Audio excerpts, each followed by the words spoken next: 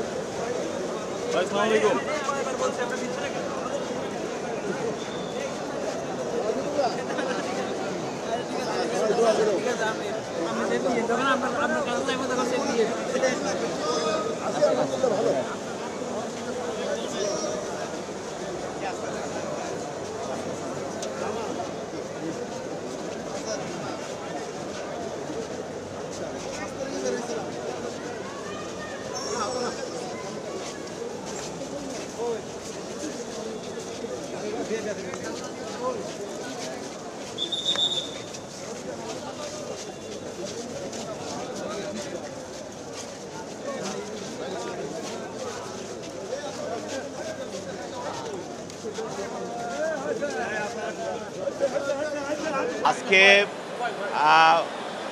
মাননীয় বিজ্ঞ সিএমএম আদালতে বৈষম্য বিরোধী ছাত্র আন্দোলনের বিভিন্ন হত্যা এবং হত্যা মামলা, হত্যা চেষ্টা মামলার বিশেষ করে আসামি ফ্যাসিস্ট হাসিনার অন্যতম সহযোগী সাবেক অবৈধ আইনমন্ত্রী আনিসুল হক, সালমান এফ রহমান এবং শাহজাহান খান এবং কয়েকজন এমপি এবিএম তাজুল ইসলাম এবং সরওয়ার জাহান বাদশাহ সহ কয়েকজন নেতাকর্মীকে আজকে বিজ্ঞ আদালতে তদন্তকারী কর্মকর্তা বিভিন্নভাবে বিভিন্ন দরখাস্ত দিয়ে তাদেরকে গ্রেপ্তার দেখানো এবং রিমান্ড চেয়ে দরখাস্ত প্রদান করে।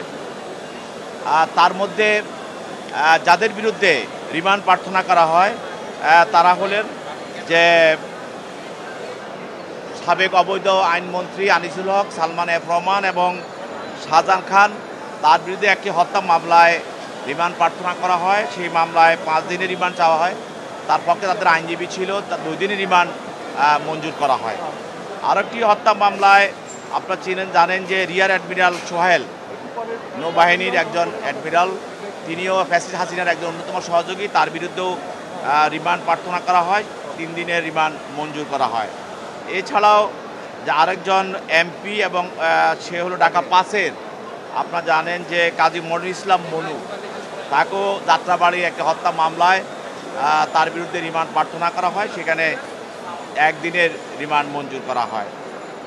এইভাবে আরও যারা এমপি সরওয়ার জাহান বাদশাহ এমপি, তাকেও একটি মামলায় গ্রেপ্তার দেখানো হয়। আরও যারা আওয়ামী লীগের নেতাকর্মী আছে তাদেরকে গ্রেপ্তার দেখানো হয়। যাদেরকে গ্রেপ্তার দেখানো হয় তাদেরকে জেল হাজতে প্রেরণ করা হয়। আর যাদের বিরুদ্ধে রিমান্ড মঞ্জুর করা হয় তাদেরকে জিজ্ঞাসাবাদ করার জন্য তদন্তকারী কর্মকর্তার কাছে তাদেরকে ন্যস্ত করা হয় জিজ্ঞাসাবাদ করার জন্য। ব্রেকফাস্ট, টিফিন কিংবা স্ন্যাক টাইমে মজাদার আয়োজন মানে অল টাইম ব্রেড।